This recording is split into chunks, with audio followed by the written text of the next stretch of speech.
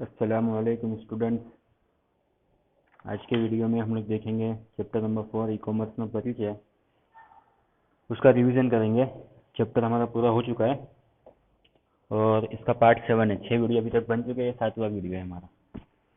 और गुणभाग 7 मार्क्स का इस चैप्टर का आसान चैप्टर है, बहुत ईजी हमारे डेली लाइफ में यूज़ होता है। वो सारी चीज़ें हमको इस चैप्टर में बताई गई है, ठीक है। अब इससे पहले एक बार रिवीजन हुआ है चैप्टर का, तो एप्लीकेशंस जो होते हैं, विनियोग, जहाँ जहाँ पे ई कॉमर्स यूज़ होता है, उसमें 8 चीज़ें हैं जैसे हमने आगे देख लिए थे पहले। इंटरनेट पर पुस्तक की दुकान, इलेक्ट्रॉनिक्स वर्तमान पत्रों, ऑनलाइन हराजी, मार्केटिंग અને વેચાણ, ऑनलाइन बिलिंग, माहिती सेवाओं, सहाय सेवाओं और नेट बैंकिंग। इससे पहले जो रिवीजन वाला वीडियो आया था उसमें अभी तक हमने 5 जो विनियोगी एप्लीकेशन वहाँ तक देख लिए थे। अब उसके आगे बढ़ेंगे तो 6 नंबर पर आएगा माहिती सेवा, यानी कि इंफॉर्मेशन सर्विसेज, ठीक है।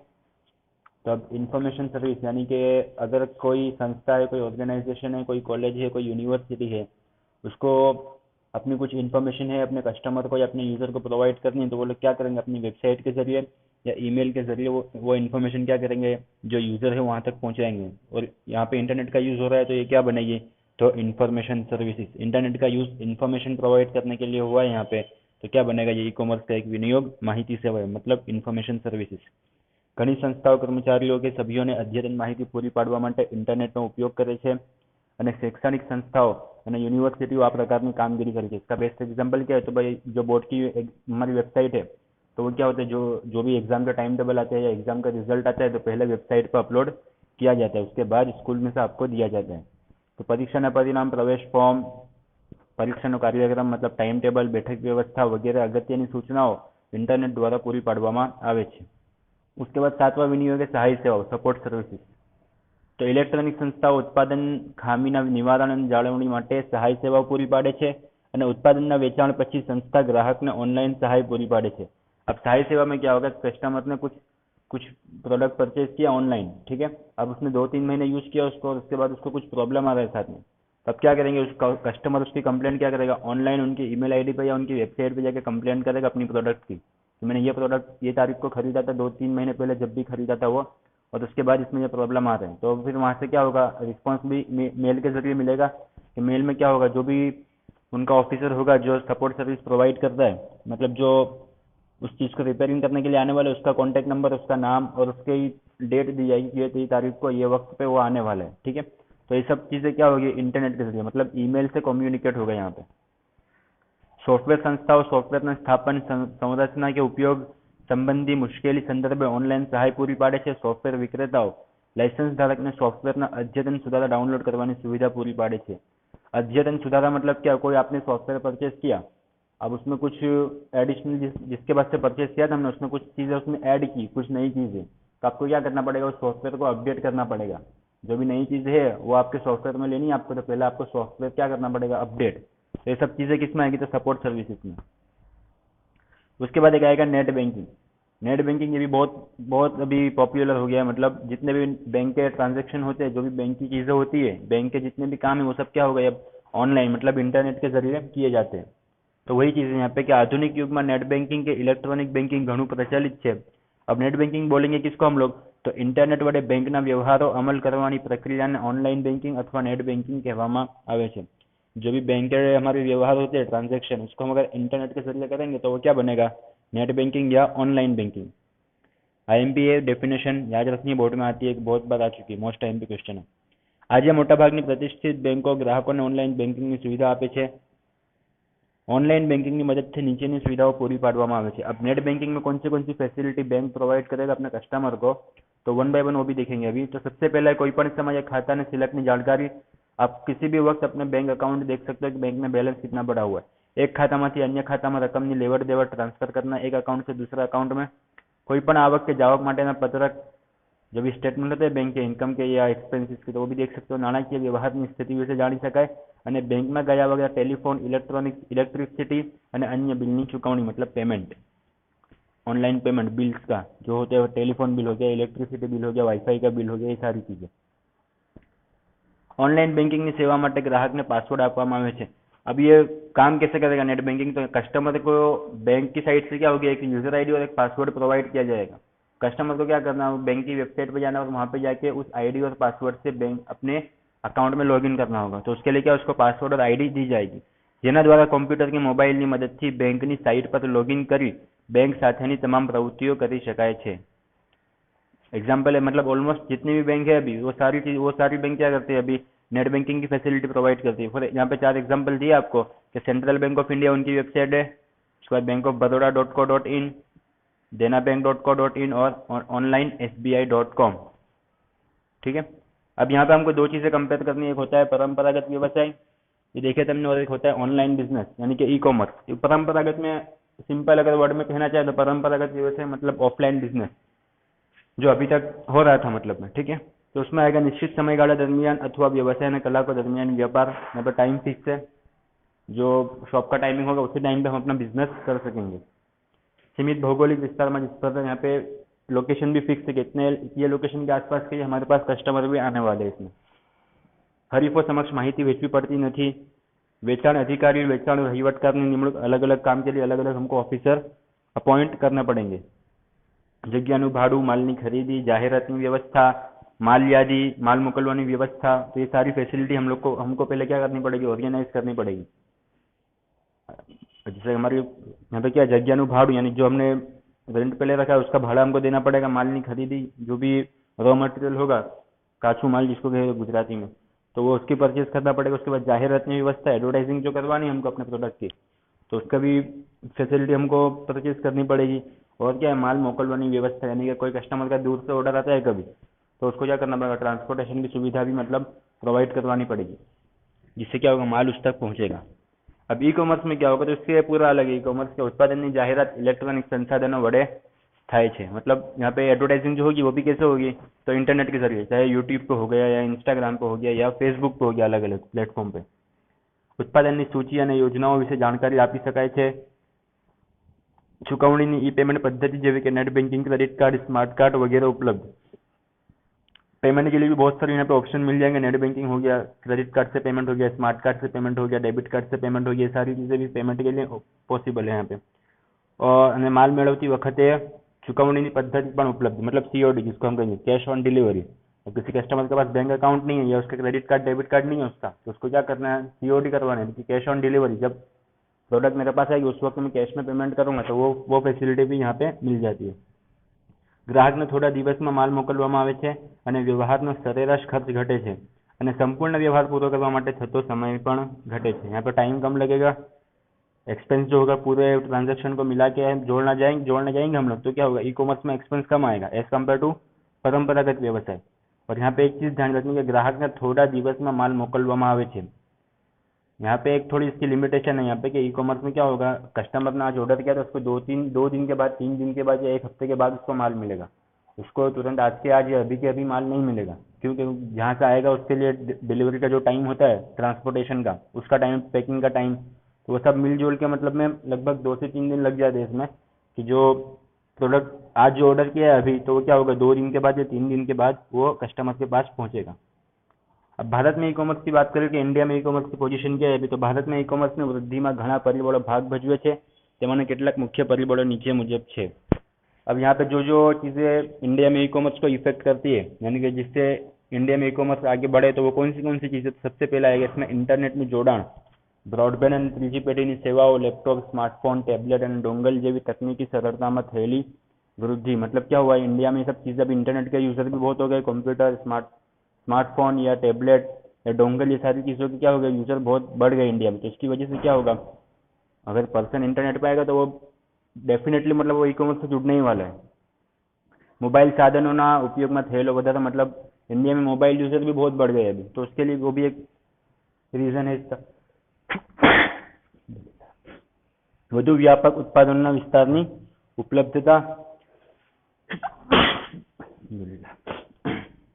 અને પરંપરાગત ખરીદી માટે વ્યસ્ત जीवन અને वाहन व्यवहार की गीचता, मतलब ट्रैफिक का कोई यहाँ पे रोल प्ले नहीं होगा ई कॉमर्स में, और समय नो अभाव।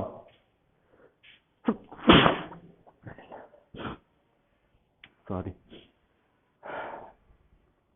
પરંપરાગત પદ્ધતિ કરતાં ઓછી કિંમતે વેચાણ, ઓનલાઈન વર્ગીકૃત સાઇટના ઉપયોગમાં થયેલા વધારાને કારણે વધુને વધુ ગ્રાહકો દ્વારા જૂના માલનું ખરીદ વેચાણ, અને eBay, ફ્લિપકાર્ટ, સ્નેપડીલ અને તેના જેવી અનેક સાઇટ સાથે ઓનલાઈન માર્કેટ જગ્યાનો થયેલો વિકાસ અને ઉદ્યોગ નિષ્ણાતો ભારતમાં ઈ કોમર્સ ઉદ્યોગના સંભવિત ભવિષ્ય માટે ઘણા આશાવાદી છે.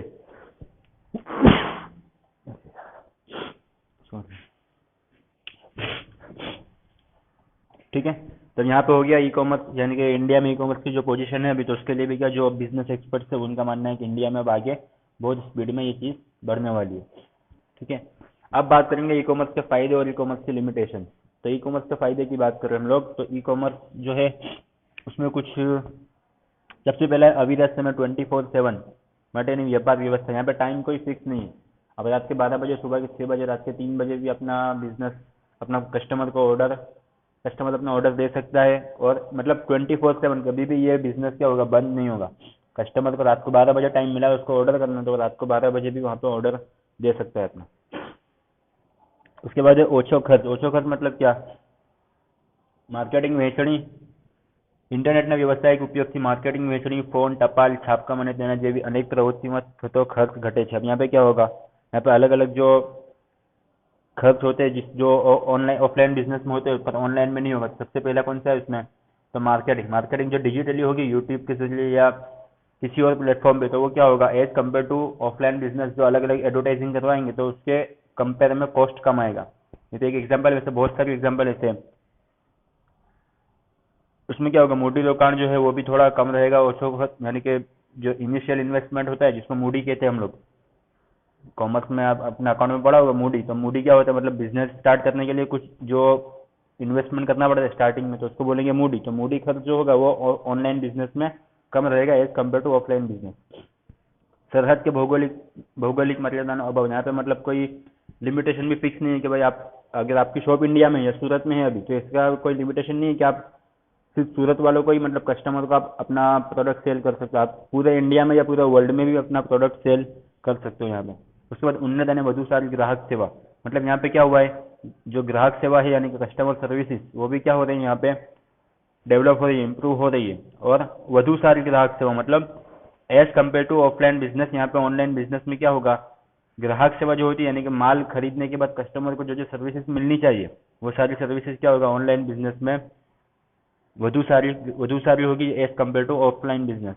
उसके बाद टीम वर्क यानी जूथ कार्य, एक करता વધુ संस्थाओं साथ મળીને कार्य करते. यहाँ पे क्या होगा, एक से ज्यादा ऑर्गेनाइजेशन होगी वो साथ मिलकर भी काम कर सकते हैं ई कॉमर्स में. उसके बाद परिवहन समय અને खर्च में घटाडो. अब यहाँ पे ट्रांसपोर्टेशन का खर्चा जो होगा वो बहुत लो हो जाएगा, मतलब as compared to online business offline business. और लास्ट में आएगा झड़प के ओवरऑल बात करें हम लोग, तो यहाँ पे क्या होगा, टाइम कम लगेगा इसमें ऑनलाइन बिजनेस में कस्टमर को ऑर्डर मिलने में, ऑर्डर देने में. और क्या होगा, यहाँ पे जो काम होगा वो भी फास्ट होगा, यानी मतलब ग्राहक सेवा की बात हो गई या ट्रांसपोर्टेशन की बात हो गई या ऑर्डर की बात हो गई, तो सारी चीज़ों सब मिलजुल के हम लोग बात करेंगे. तो यहाँ पे क्या होगा, speed as compared to offline business ज़्यादा रहेगी इसमें. अब जहाँ पे ई कॉमर्स के कुछ फायदे हैं वहाँ पे उसके कुछ लिमिटेशंस भी है, मर्यादा भी है, कुछ गैरफायदे भी है इसके, तो वो भी देखेंगे. सबसे पहला है परिवर्तन प्रतिकार, रेजिस्टेंस टू चेंज.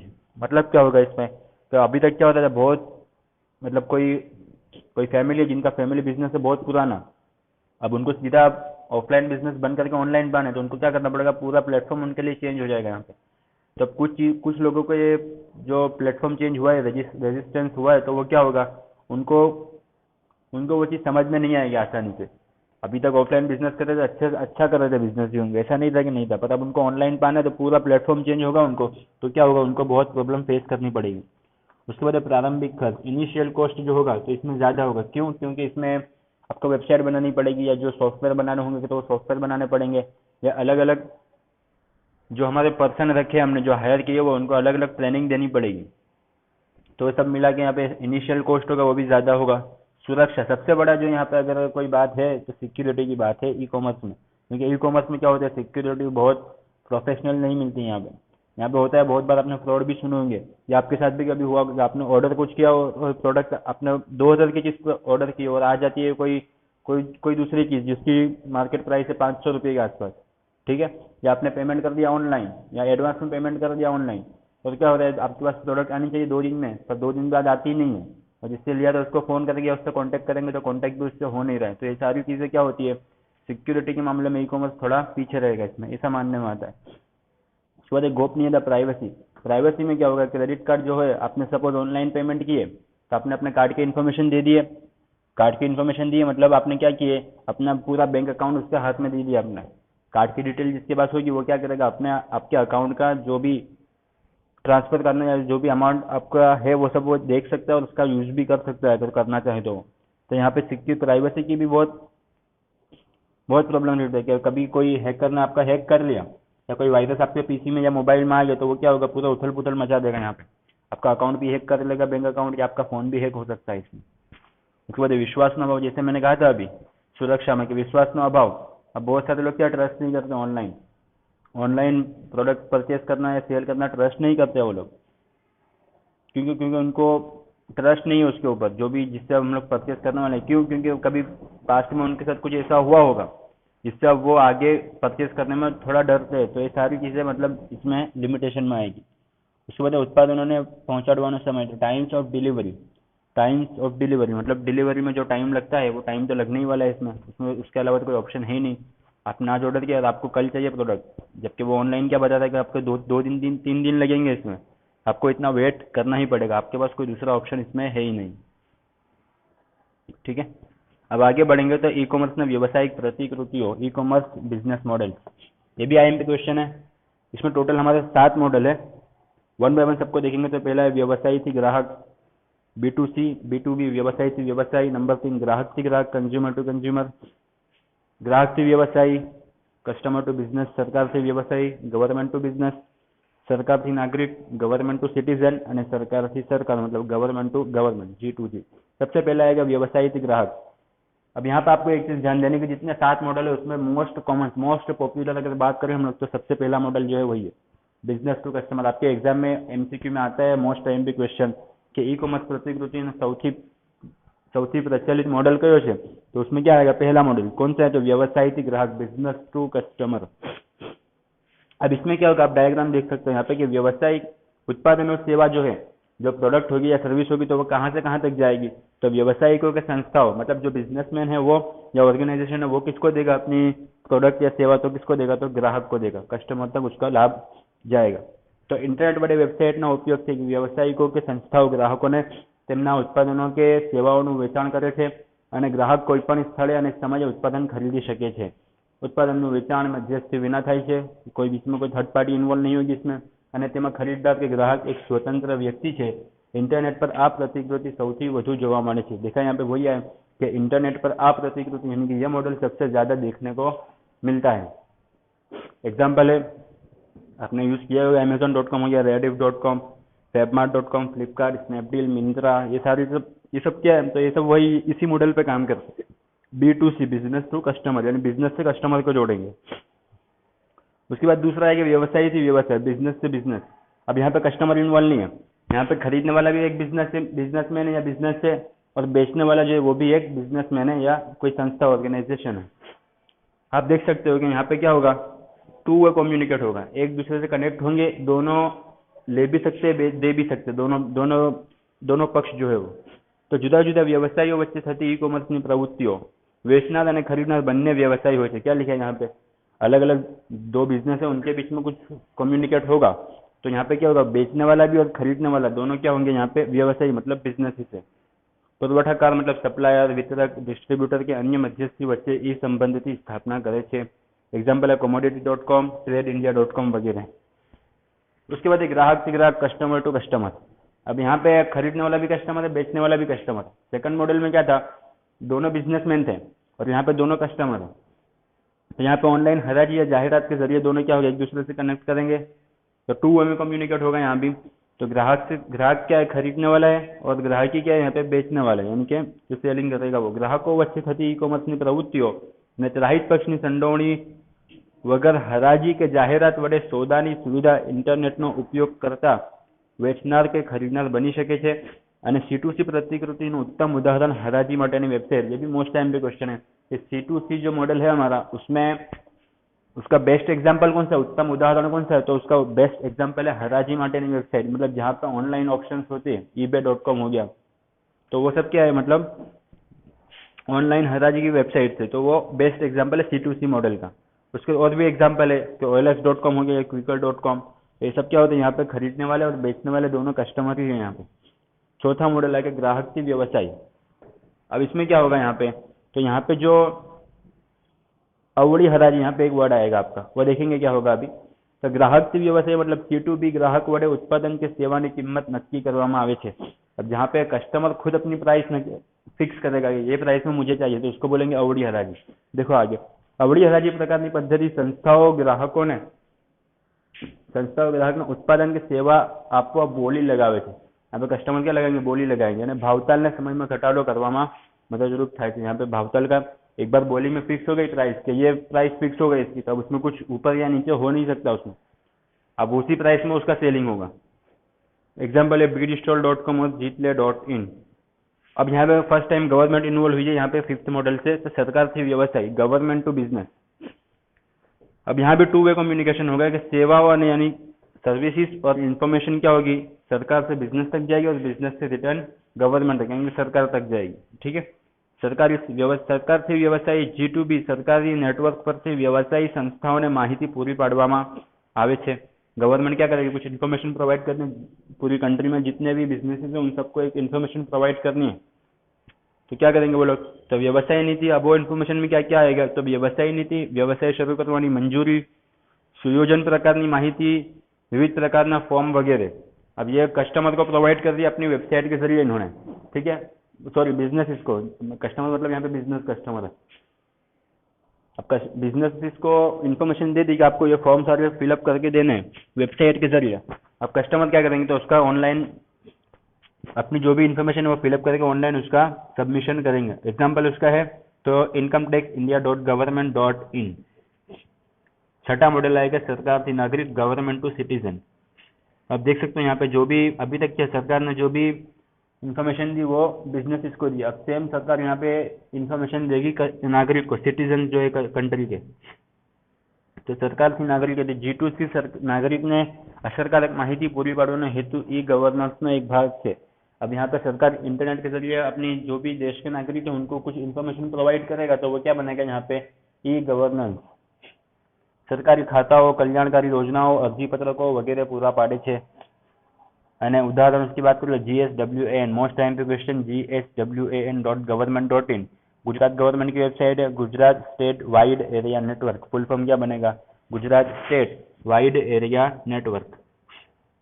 और लास्ट मॉडल है सरकार, गवर्नमेंट से गवर्नमेंट। यहाँ पे क्या होगा, वाणिज्य रहित संदेशा व्यवहार, मतलब यहाँ पे कोई बिजनेस के पर्पज से यहाँ पे कम्युनिकेशन नहीं होगा। एक गवर्नमेंट दूसरी गवर्नमेंट से कम्युनिकेट करेगी, पर यहाँ पे क्या होगा, बिजनेस कोई प्रॉफिट या लॉस के लिए यहाँ पे कम्युनिकेट नहीं होगा। यहाँ पे एक अलग अलग पॉलिसी जो है एक दूसरे से शेयर करने के लिए वो लोग क्या करेंगे, कम्युनिकेट करेंगे।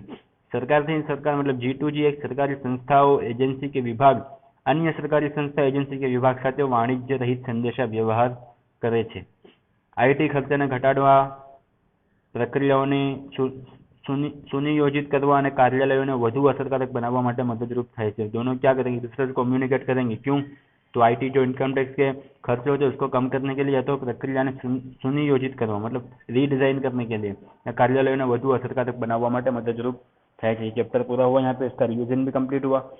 आपको पीडीएफ फाइल दे दी मैंने आपके व्हाट्सएप ग्रुप के अंदर, और वो पीडीएफ फाइल आपको बुक में लिखनी है, थियरी बुक में लिखनी है वो। और ये वीडियो देखने के बाद ऑनलाइन टेस्ट देनी है, जिसकी लिंक आपके व्हाट्सएप ग्रुप में आपको मिल जाएगी। ठीक है, अगले वीडियो से चैप्टर नंबर 5 स्टार्ट करेंगे, एम कॉमर्स में परिचय।